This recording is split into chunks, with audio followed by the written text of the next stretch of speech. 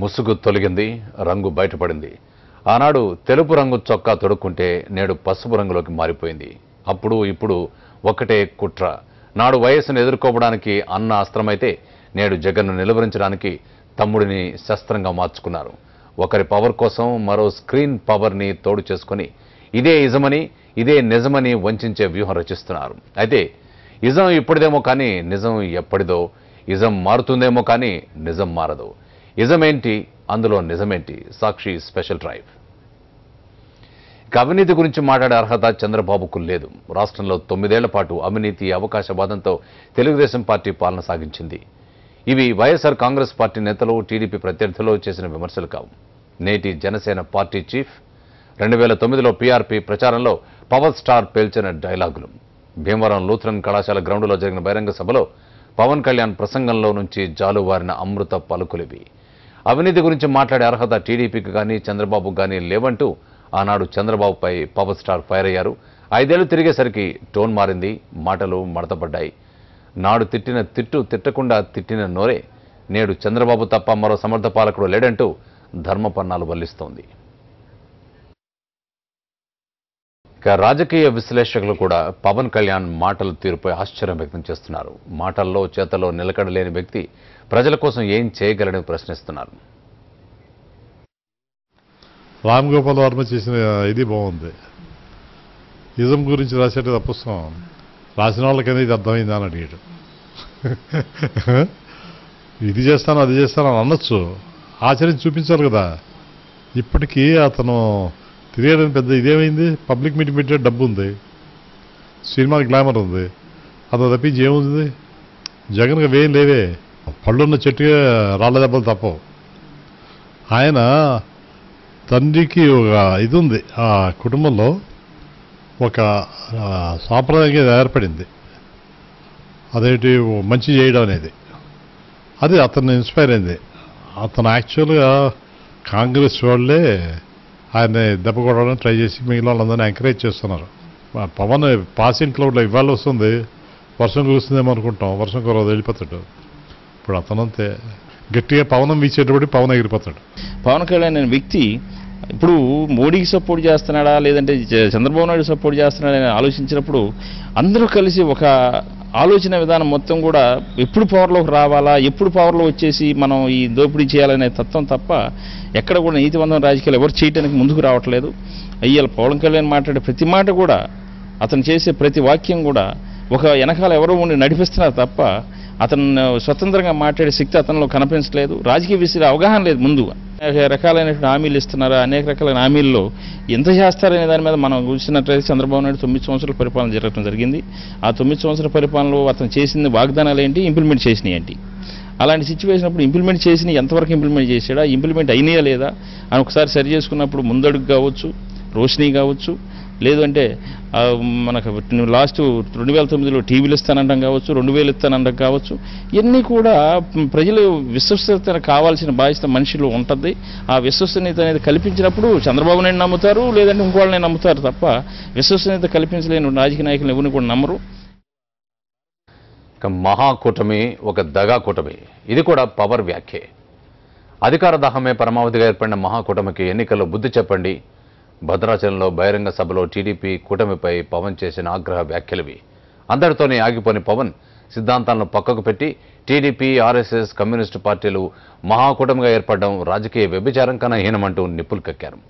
మరి నేడు ఏ సిద్ధాంతాలు కలిశాయని పవన్ టీడీపీతో చేతులు కలిపారు? అసలు జనసేనకు సిద్ధాంతాలు, విధి విధానాలు ఉన్నాయా అని ప్రజలతో పాటు విశ్లేషకులు సూటిగా ప్రశ్నిస్తున్నారు.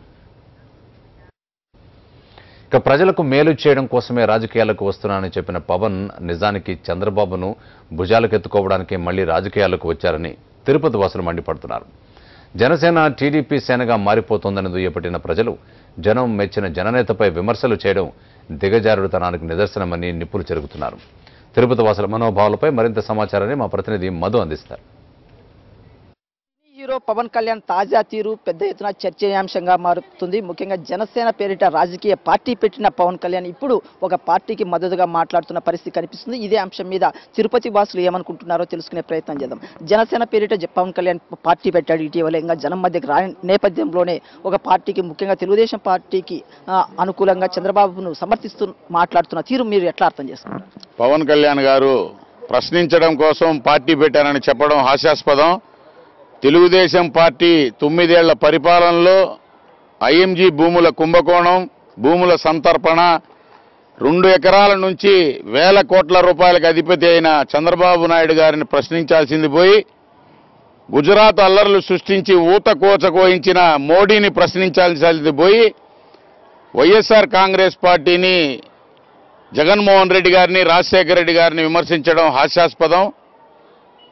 వాళ్ళ అన్నగారు చిరంజీవి గారు ప్రజారాజ్యం పార్టీ స్థాపించి లక్షలాది కోట్ల రూపాయలకు కాంగ్రెస్ పార్టీని అమ్మేసి, ఈరోజు పవన్ కళ్యాణ్ గారు కూడా జనసేన పార్టీని పెట్టి తెలుగుదేశం పార్టీకి అమ్ముడుపోయి తెలుగుదేశం పార్టీకి బినామీగా మాట్లాడుతూ, ఎదుటి వాళ్ళు వెర్రోళ్ళు అన్నట్టుగా, అతనే జ్ఞాని అన్నట్టుగా మాట్లాడుతూ ఈరోజు రాజశేఖర రెడ్డి గారిని, జగన్మోహన్ రెడ్డి గారిని విమర్శించడం తగదు. 9 సంవత్సరాల కాలంలో పరిటాల రవి గారి అకృత్యాలను ప్రశ్నించమని మేము కోరుతున్నాం. మోడీ ప్రభుత్వం గుజరాత్లో చేసిన అల్లర్లను గురించి ప్రశ్నించమని అడుగుతున్నాం. 2 ఎకరాల నుంచి వేల కోట్ల రూపాయల అధిపతి అయిన చంద్రబాబును ప్రశ్నించాలని డిమాండ్ చేస్తున్నాం. ఇక్కడ చాలా మంది ఉన్నారు, ముఖ్యంగా ముస్లిం మైనారిటీస్లో. ఇవాళ పవన్ కళ్యాణ్ మీరు ఏ విధంగా చూస్తారు? ఇవాళ పవన్ కళ్యాణ్ తీరు పట్ల మీరేమన్నారు? రామారావు గారిని వెన్నుపోటు పడిచి పదవిని తీసుకున్న చంద్రబాబు నాయుడు, ఇలాంటి చంద్రబాబు నాయుడు ఈ యొక్క మతతత్వ పార్టీ, ఆర్ఎస్ఎస్ యొక్క ప్రలోభాలతో నడిచేటట్టు పార్టీ అయినటువంటి బీజేపీ పార్టీ యొక్క మద్దతు తీసుకొని ఈరోజు ఈ రాష్ట్రంలో అధికారాన్ని చలాయించాలని చూస్తా ఉన్న ఈ వ్యక్తి, ఇలాంటి వ్యక్తికి పూర్తిగా మైనార్టీల విరుద్ధము. ఇలాంటి వ్యక్తికి పవన్ కళ్యాణ్ అనేటువంటి నటుడు ఆయన నటించుకుంటా ఉన్నా కూడా ఆయన ఇంకా అన్నకన్నా బాగా పోయేవాడు మెగాస్టార్. ఈయన పిల్ల స్టార్ అయిపోయి ఇంకా మెగాస్టార్ అయ్యేవాడు. కానీ ఇలాంటి వ్యక్తి ఇలాంటి చిల్లర వేషాలు, చిల్లర స్టేట్మెంట్లు ఇస్తూ ఆయనకు ఉన్న ఆ ఇమేజ్ కూడా పోగొట్టుకుంటున్నారు. సినిమాలలో నటించినంత ఈజీ కాదండి జనాల్లోకి వచ్చి ప్రజల అభిమానాన్ని చూరగొనడము. అదేవిధంగా ప్రజలను పాలించటం అంటే సినిమాలలో సక్సెస్ కొట్టి ఏదో నువ్వు 4 డ్యాన్సులు వేసి, చిందులేసి, డ్రామాలు వేసినట్టు కాదు. నీకు ఒక తిక్క ఉంది, నిజంగానే దానికి లెక్క కూడా ఉంది. కానీ ప్రజలకు, అభిమానులకు నీకు పట్టిన తిక్క అందరికీ పట్టలేదు. ఇంకా నీ తిక్క వేషాలు వేస్తే మాత్రం ప్రజలు నీకు బుద్ధి చెప్తారు. ఆయన సినీ స్టార్ డ్రామాలు రంగులు పూసుకొని, వేషాలు వేసుకొని ఇంతవరకు అభిమానుల తర్వాత జనాల్ని మభ్య పెట్టుకుంటూ తిరుగు అంతవరకే నీకు బాగుంది.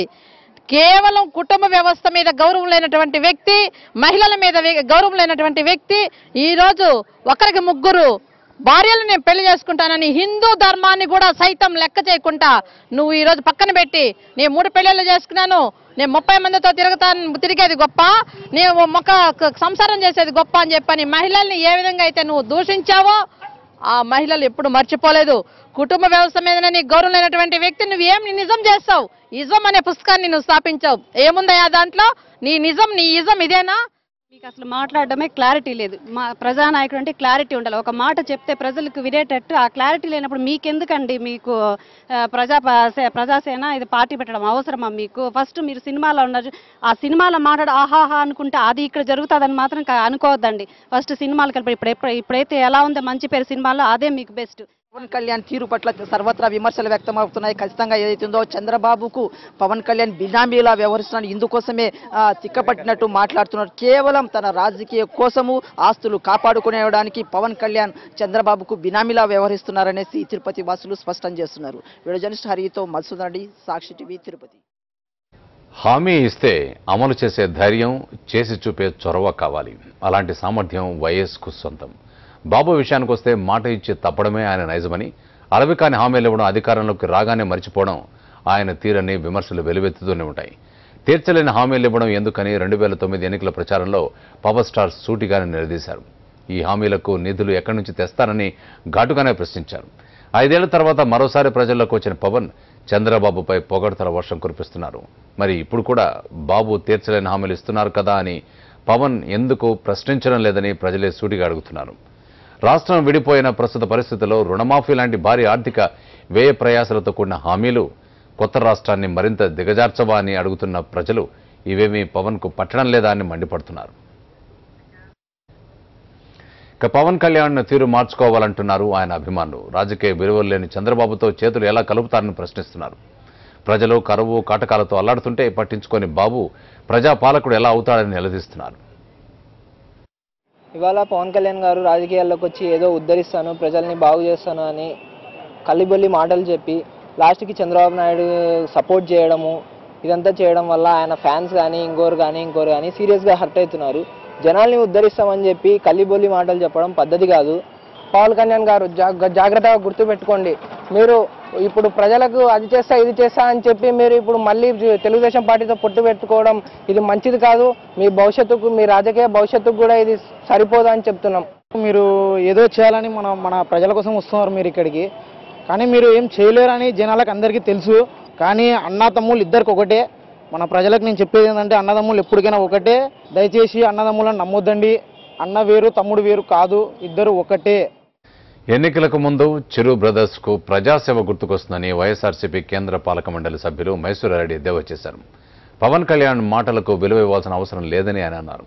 సినిమాలో నటించడం తప్ప పవన్ సమాజం కోసం ఏం చేశారో చెప్పాలని ఆయన డిమాండ్ చేశారు.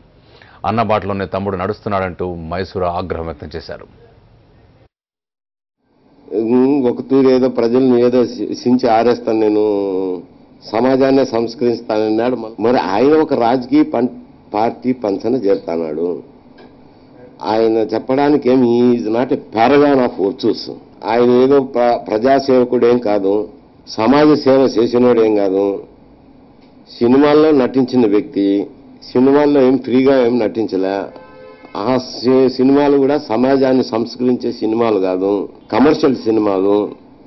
ఆయన బయటకు వచ్చి ఇప్పుడు నీతులు చెప్పడానికి నీతులు నమ్మే వాళ్ళు కూడా వినేవాళ్ళు కూడా నమ్మరు అంట.